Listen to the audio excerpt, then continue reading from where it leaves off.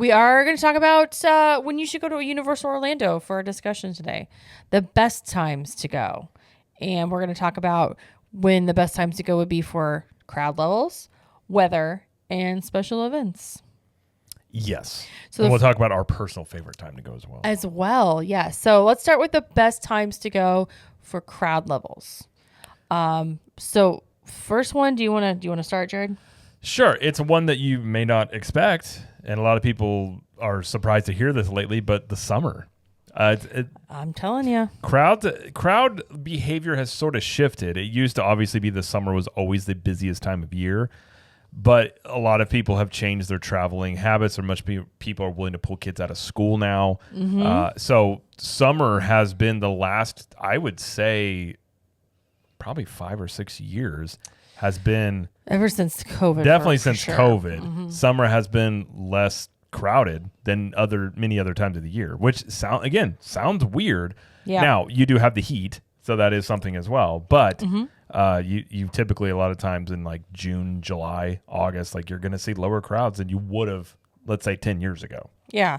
And something to think about too is that there's a lot of rides that they close during the winter months because it's like not warm enough outside. But those rides too will be taken up by a lot of the people that go to the park. So like Dudley do rides, Mm-hmm. The Popeye one. Build Rat Barges, the Jurassic Park River Adventure, rides like that normally don't have a lot of people in line. I mean, those they'll rack up the wait times for those rides. So that's something that absorbs a lot of people too, making it seem not as crowded for the other ones. So that's something to think about. Next one, best time for crowds is January, right after Christmas, kind of into the next, I guess semester for college kids and getting back to school for everybody else.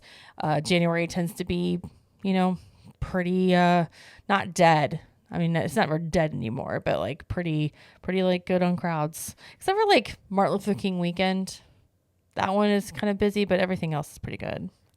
Yeah, there can be. Universal doesn't have as much stuff like Disney has the marathons that they do that can bring a lot of people in, and they've done that on purpose during like what used to be slow times. Yeah. Universal hasn't done that as of yet, so they still like January is still a time period to where it relatively low crowds. Like obviously depends, but yeah, that's true. But something that I was gonna think about, and they don't do this anymore, but they used to have the celebration of Harry Potter in January. Yeah. There was like this whole big weekend thing, and it brought like a bunch of people. They no longer do it, but that was something that happened in January. No longer does, but true. That's very true. What's another time for the best crowds? April and May typically are pretty good in terms of crowd wise. I mean, you're coming off of like Easter. There's no more spring break. May's pretty chill. May can be, yeah. It depends on the spring breaks where they fall. Well, and a lot of people probably would assume, we've talked about the Disney show, like this time of year being one that is relatively low crowds, but we actually don't agree because why, Jamie? Well, in shifting over to best time for events, one of them is Halloween Horror Nights, and that is a good time to go for an event, but not so great for crowds. Yeah, and Halloween Horror Nights has become very, very popular. Yeah. And it brings people in even during the day. Oh, for sure. So obviously, people will do like they'll be at the park all day, take a little bit of a break, and then come back and do it all night, like the Halloween Horror Nights. So for that reason, it's not typically you would say, oh, when kids are going back to school, obviously people aren't traveling, except for Halloween Horror Nights. People definitely do come out for those for sure. And it runs August 30th through November 4th this year. So it's over 2 months long, which is a pretty long time. And something to think about with Halloween Horror Nights is that Universal Studios Florida Park, it closes at 5. So if you are coming during this time of year, you're not going to Halloween Horror Nights, you're going to have to get out of that park pretty early. I mean, you can still go over to Islands of Adventure and City Walk and stuff, but the hours are kind of limited there. So it does make the crowd seem a little bit heavier sometimes if they're all going over to Islands, if they don't go to Halloween Horror Nights. Does that make sense? Yeah, and City Walk can be kind of a party as well because Halloween Horror Nights is definitely, it's not for little kids. So you got a lot of people in there just having a good time. Yeah. So City Walk can get busy. The only caveat I'd say for that, saying like it's busy but it's still a good time to go, is Mondays and Tuesdays. Because Mondays and Tuesdays they don't do Halloween Horror Nights. Right. You find little pockets. So that's a little pocket. Yeah. Yeah. I was going to say on the days they don't have it, those can still be pretty good. But yeah. If you're going to go for a week, you might find yourself being like, I don't know. It's it's kind of busier for that if you're not doing Halloween Horror Nights. Yeah. So what's another event that people would like to go to? Well, there's the Rock the Universe. So this is their Christian music festival that they do in January. So January 24th and 25th. If you want to go check that out. I mean, there's lots of youth during this time period in the parks, but they do set up a big stage in the middle of basically over there by Central Park. Yeah, at least they did last year. Well, yeah, they've got stuff in City Walk. I mean, it's a big deal. It's a big deal. They used to do this at Disney, and then they moved it over here to Universal. So yeah, so if that's something that interests you, then this is definitely the place to be for that.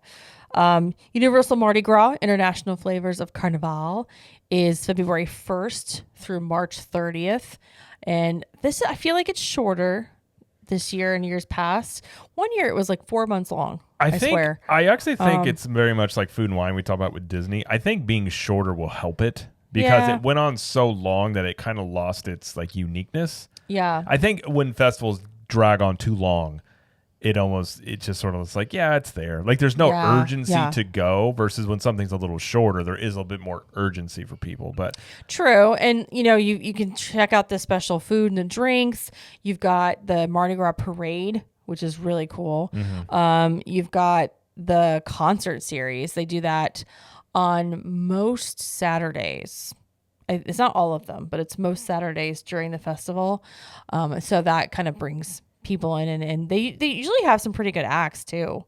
Well, they got Universal Music Group, so they've got access to some acts. There was a lot. I think it was 2021, or I can't remember which one. They had a lot of musical acts, but nobody was touring at that time because of COVID and stuff. But that's right. Yeah, no, I really enjoy Mardi Gras more and more. And if you're thinking about going to Universal and you've never done a Universal this festival, which really this is the main festival that they do in terms of like with food. Yeah.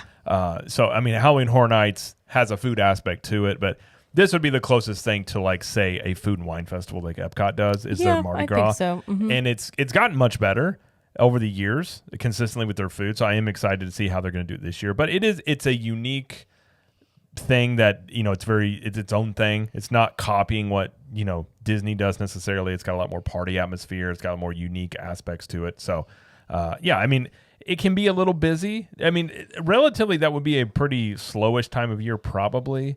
Obviously, if you're going to be here on a weekend during Mardi Gras, it's going to be very busy. Yeah, it will. During the week, it's still going on. So during the week, not so bad because again, it's locals will come because it becomes like a party atmosphere type thing. Yep. So what's another event? All right, now you have Pass Holder Appreciation Days. So this goes from August 15th through September 30th. And it's what it sounds like. It's just them saying, they're doing things for the pass holders as like a thank you. So you get your butt down here, pass holders. Yeah. So you do have pass holder nights that are involved with this, which are essentially almost like an after hours event. Mm-hmm. You register for and you get to stay in the park a little later. It's included. You don't have to pay for that. Right. It is free. Yes. And then along with that, they have special discounts, special park entrances, food and drink items you can get if you're an AP, buttons, magnets, etc. So if you are an annual pass holder, that is something that would you say it would be worth a trip to plan on its own? I feel like it'd be one of those things that if I was already thinking about going and this was going on and I was an AP, I might be tempted to go check it out. Yes, I would just do it with when Halloween Horror Nights falls. Yeah. And just do both of those. You know what I mean? Like I would try to do at the same time, which could work for sure. Yeah. And like we said, you got Halloween Horror Nights, and then you also have the holidays, of course, at Universal. The holidays at Universal Orlando. Yeah. So this runs November 22nd through December 31st this year, which is a little bit shorter.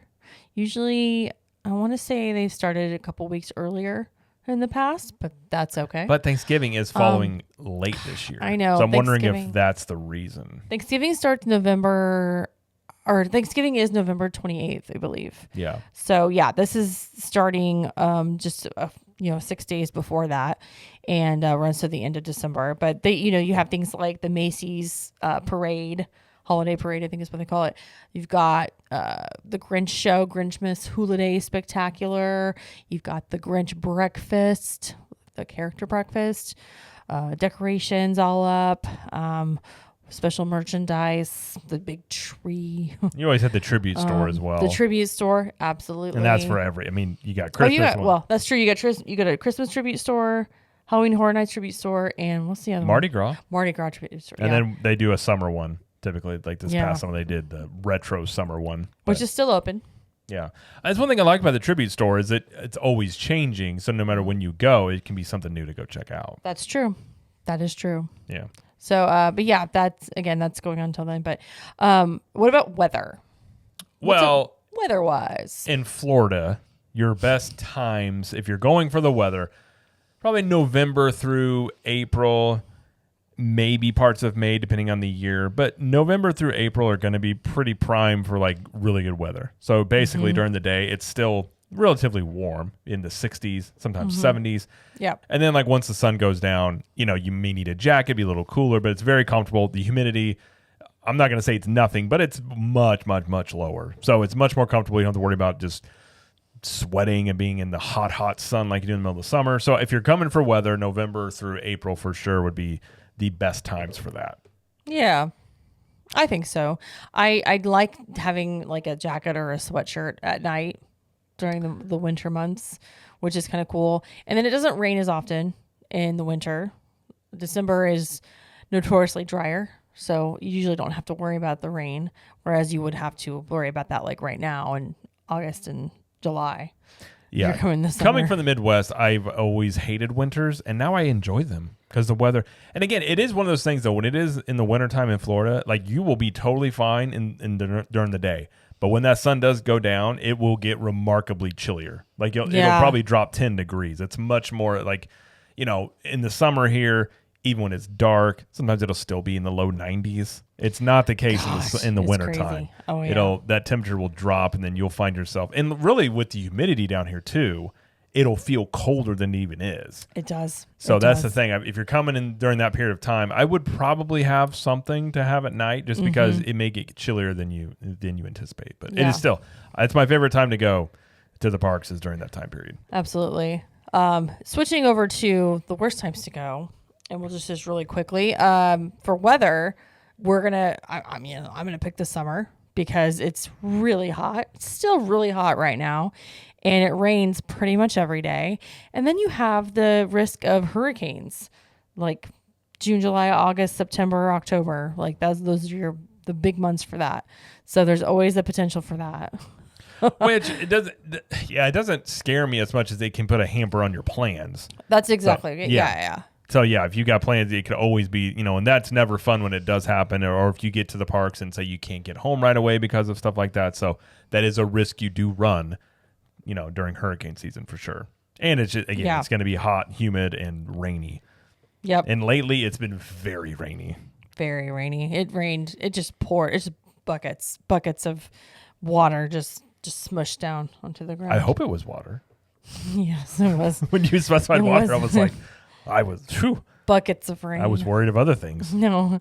And as far as worst times to go crowd level wise, we talked about Halloween Horror Nights because it's busy with that event, and it is their biggest event of the year. So of course it's going to be busier, but also really honestly, weekends are a struggle sometimes because there's a lot of locals that come in during the Saturday and Sunday, and then sometimes Friday. Although Sunday evenings can be not as bad. Because people, obviously not staying up as late. So, but typically weekends a little, busier year round in general. Yeah. What's another time that's not good? Well, as far as crowds, 2 weeks around Christmas and New Year's are going to be very, very busy. So those are going to be, granted, I have enjoyed Christmas more and more at Universal the more we've been going, and I do enjoy what they do, but it's very busy. So if you are going to go, just be prepared to you're going to have the crowds. But there's other things to do. You do have things to go see more. Like if you're wanting to just ride rides, it's going to be a lot of high wait times, but there is Christmas stuff you can check out and parades. For sure. Different things like that. And then spring break, early mid March to mid April. big spring break time, and it does get really crowded. And when I say crowded, I mean like it's crowded at Volcano Bay. Is crowded at Islands of Adventure mostly, and then Universal Studios Florida gets it too. But Islands really sees a huge boom in attendance. And you see like school groups, a lot of school groups. Yeah, and honestly, you want to avoid Grad Bash. Okay, yeah, we need to talk about Grad Bash. Actually, why don't you just go ahead and rant about Grad Bash, Jared? Well, so when do they do? I mean, obviously graduation's around May. It's in April and May is when they do those. This is dedicated nights that they do. I believe it's for the local high schools where it's just high school kids get to. Oh, and junior high. They're in there too. They are? Yep.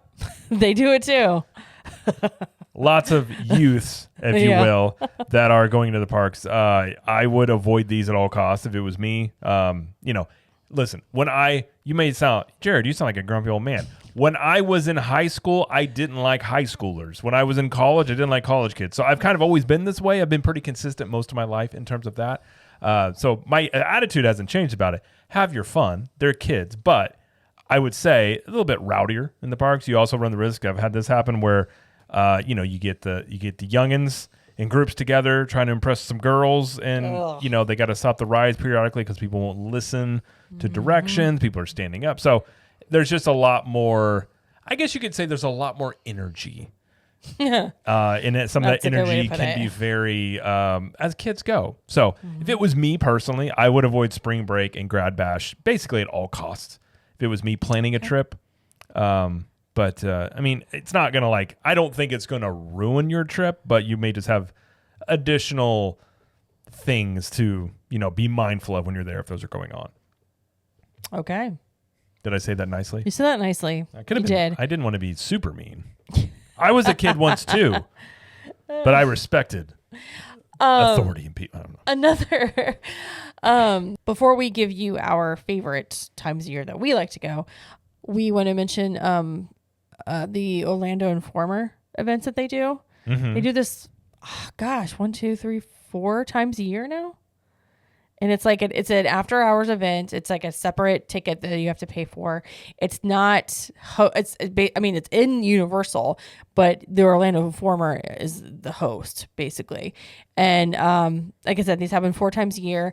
And if you really want low crowds, this is the best time to ride all the rides, get all the food, etc. And we've wanted to do one for a long time, but it is expensive though. So we'll say there is a price for it. But if you're looking for how much do they run? I mean, at least $250 a ticket. Okay, at least. Yeah. Granted, well, part of it is there's low crowds, but there's also foods included. Yeah, food's included. So they have extra stuff in there with it. We'll do one of these days, but I have heard nothing but good things about them. Yeah. And they're very low crowds. They do limit it to quite a bit. So it's basically a private party that Orlando Informer puts on. They rent out the space. You just basically pay to attend the party. Yeah. And they do multiple ones of them per year. They the best times to go, because they do it in February. I think it's early February. They do it the beginning of June. This year they had beginning of August. Mm-hmm. And they also do it in November and December, kind of the last couple weeks in November and early December. So, I mean, personally, I think I'd choose to do it around the Christmas time. See all the Christmas decorations at night and stuff like that. I mean, it's cool. If I had to choose one, that would be, you get the weather's good. You got the Christmas stuff, so that would be a good one. But that can be a legitimate thing if you're wanting to come to the parks and have low crowds. I mean, you could plan a trip around that because, again, I've heard nothing but good things from people that have done it. Mm-hmm. And again, you'll have, is both parks or just one park when they do it? I believe it's both. Okay, I think it is both. Yeah. So you can do both Islands and Universal Studio side. Get a lot. I mean, you basically could probably ride almost everything, considering it's mostly walk-ons. Yeah, and you have the only one that's not a walk-on that I've heard is Hagrid's. What? That's crazy. Hagrid's is never a walk-on, but they have special characters out too. But anyway, so I'll put this in the show notes if you want to look at the link to that. But yeah, that's something I wanted to add in about that. What is your favorite time to go? Well, it's definitely not the summer. No. Too hot. Just for me, you basically tolerate the summer. When you live in Florida, you tolerate the summers to have the winters, is how I like to put it.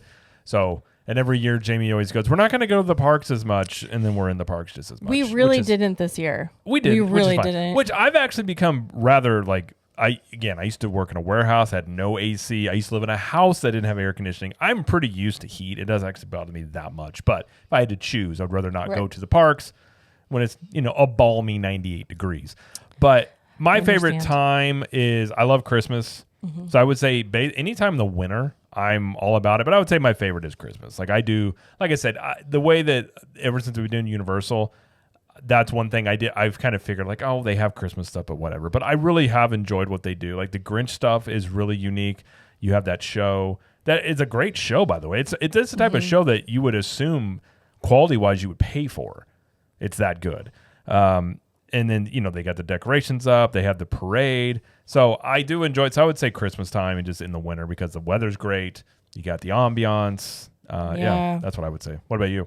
I mean, I'd have to agree. Christmas is my favorite for everything, basically.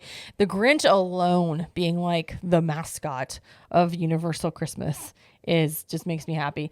That and Earl the squirrel. Earl is some Universal lore. I do like Earl the squirrel. The Grinch meet and greet is one that if you can do it, it's a great one to do.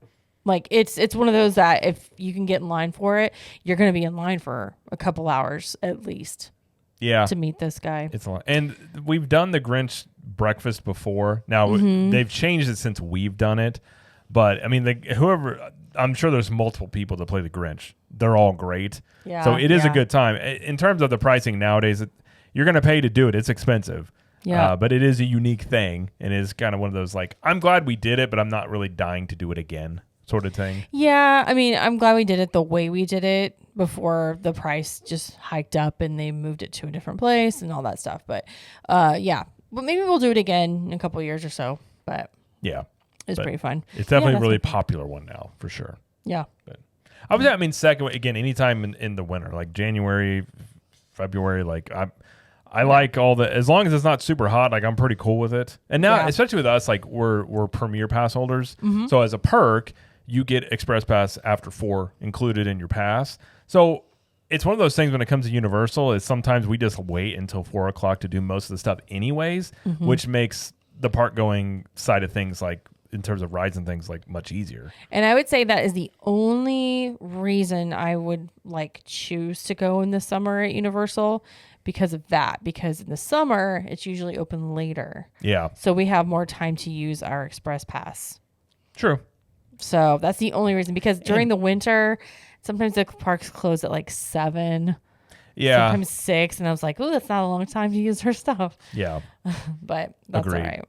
But anyway, so anything you want to add? Anything we didn't, any time of year we didn't mention? Well, you had brought it up earlier, but do you want to discuss how this could change, let's say, like Epic Universe? That is definitely, we should talk about that. So we don't know, like we said, we don't know when Epic Universe will be opening.